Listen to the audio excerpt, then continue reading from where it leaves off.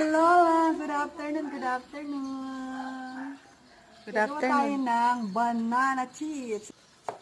Ayan, si Lola gumagawa na ng banana chips. Ang kailangan lang gamitin yung hilaw na banana saba. Tayo ng oil. O, diba? Ayan, nagpapainit na ng kawali si Lola. Kailangan may deep fry talaga. Naglagay siya ng sugar. Tapos, sinabay niya na pagkalagay ng banana.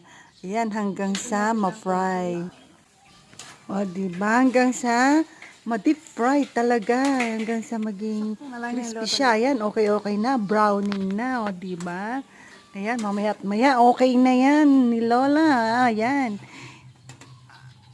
Tinatanggal niya na yung excess oil niya. Tinidrain niya para maganda. Ayan, yung finished product na. Ito na ang finished product. Madali lang gawin, mga banana kalola. chips. Akalola. Bye. Thank you for watching.